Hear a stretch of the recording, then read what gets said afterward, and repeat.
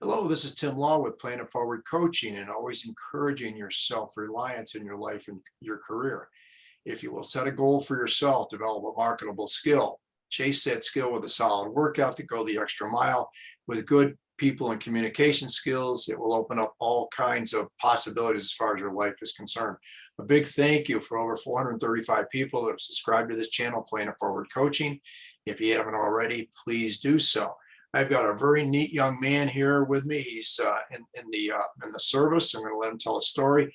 He was a graduate of Northeastern High School, Adolfo Salinas, and it's great reconnecting with him. I got to give Mr. Urey from Northeastern the kudos for connecting us back. So Adolfo, tell us your story here. Hey, Mr. Law. So a little background on myself. Born in Mexico in the capital, but originally from the city of Pachuca in the state of Hidalgo. I moved to the US when I was 5. My dad told me I was going on vacation, lied jokingly.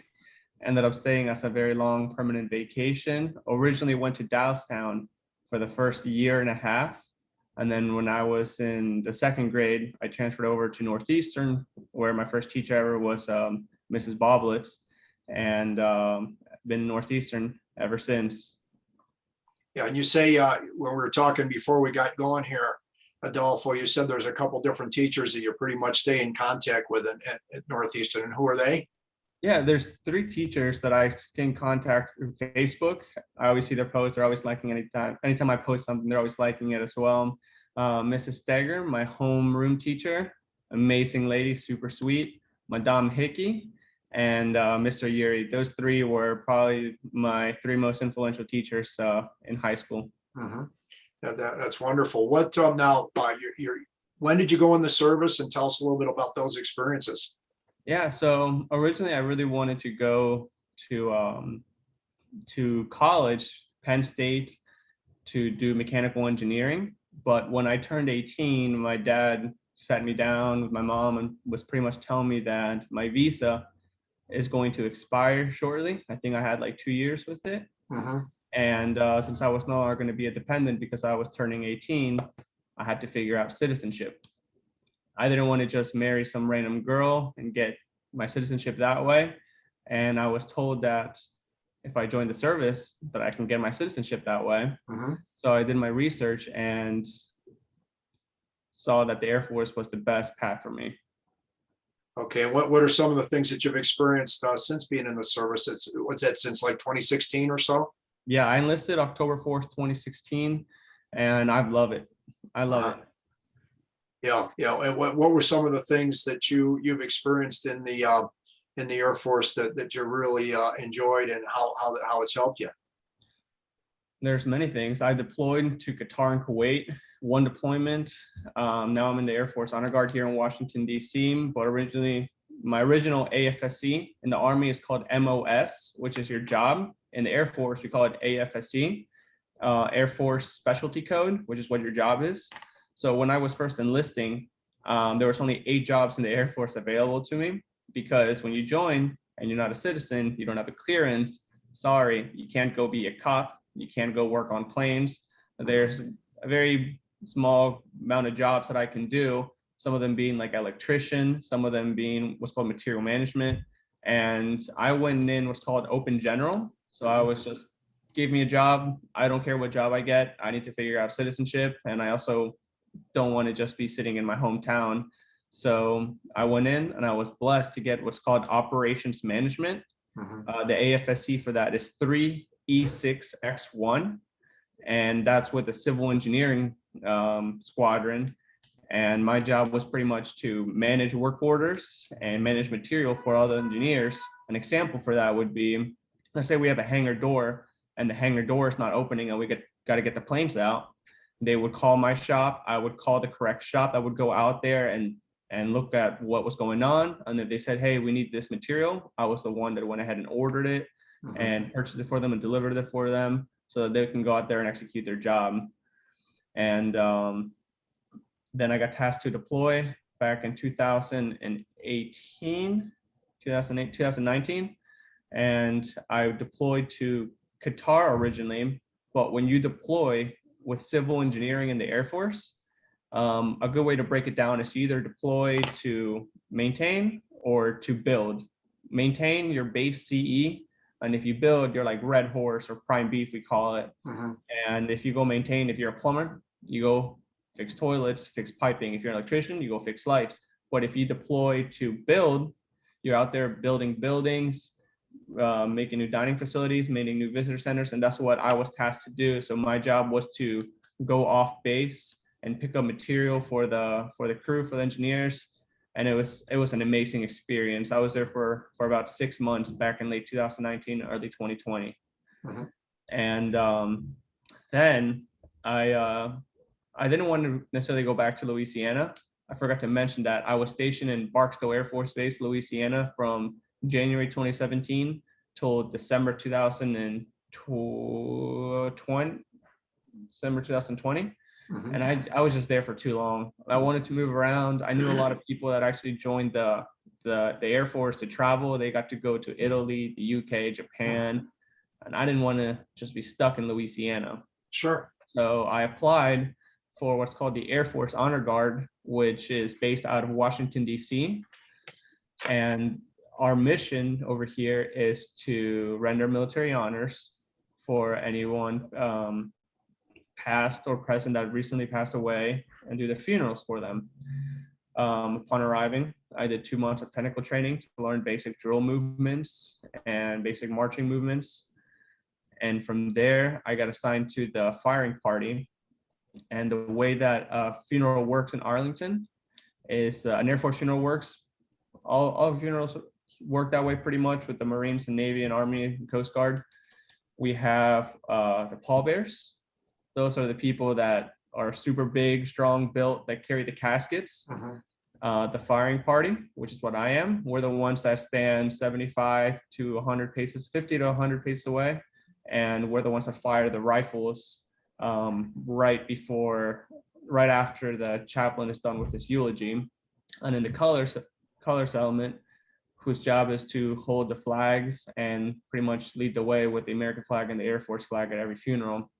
I really wanted to be in the firing party because it seemed the coolest to me, and I was lucky enough to get selected for it, and now I'm in it, which is absolutely awesome.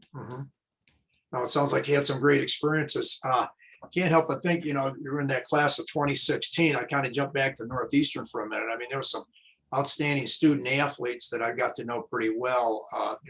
Reese Devilbus, an outstanding, if not the best volleyball player to come out of certainly Northeastern, maybe the state of Pennsylvania. And then Cody Reeser. I've actually done an interview with Cody. I'd love to get with Reese at some point. But what activities were you involved with, and did you? Who are some of the people in your class that kind of stood out in your mind? So when I was in Northeastern, I really I wasn't involved in sports. I was more so involved in other activities. I was in the French Honor Society, and I was also in FBLA for the first 2 years. But the French Honor Society is something that I really, really liked. I actually ended up going to France as an exchange program for about 2 to 3 weeks during the summer of 2015.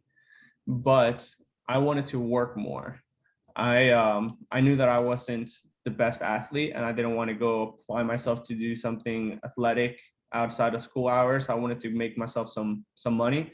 So I went and applied for 2 jobs, and I got both of them, and decided to manage between 2 jobs and being in high school at the creamery, the Bobcat Creamery, right, and the Accomack Inn, which unfortunately has shut down. I'm not sure if you ever been to the Accomack Inn. Yeah, I've been there a couple times, and unfortunately it has shut down. Yeah, but it was amazing working there. That's actually, I'm glad that I ended up doing that instead, because that's where I met my beautiful fiance, Morgan. Well, fantastic. And I'd be amiss here if we didn't bring up Mr. Urey a little bit, because he's always giving me jazz about going out. Am I going to be going out shopping with the wife this evening or this weekend or whatever? And tell that little story there, how you and I happened to run into each other. I thought that was pretty good. So about 1.5 years ago, I was visiting home, and I was with Morgan, my fiance, and we were walking through Ross because she wanted to go into Ross and look around, see what was for sale. And we ran into you, and I introduced you to Morgan. I was like, hey, Morgan, this is Mr. Law. He was one of my substitute teachers several times throughout my entire time in high school. Amazing substitute teacher, loved working with him. And you talked for us for a little bit, and then you said, well, anyways, I gotta go catch up to my wife. And then you hurried along to go look at your wife, which is funny for you to say that your wife is always taking you to Ross.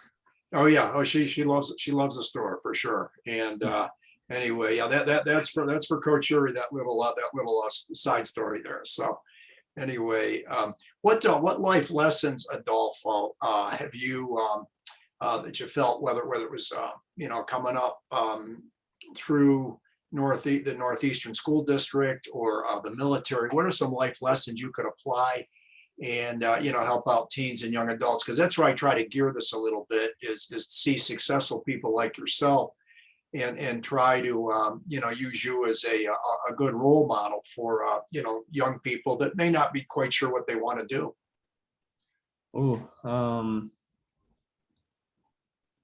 Some advice I would rather say is you got to sometimes just take chances. Mm-hmm. You don't know exactly what you're getting yourself into, but it's better than what's behind you. I know the term the grass isn't always greener on the other side, but you need to go out and venture. And I was very scared to join the military because all my friends were all going to college in Philadelphia and Millerfield. They're going to stay local, but you can't be scared to explore. There was a teacher, one of my English teachers. He's going to hate me because I don't remember his name off the top of my head, but he would always tell us Carpe Diem, seize the day. Oh, that's Ben Weaver. Mr. Weaver, yes.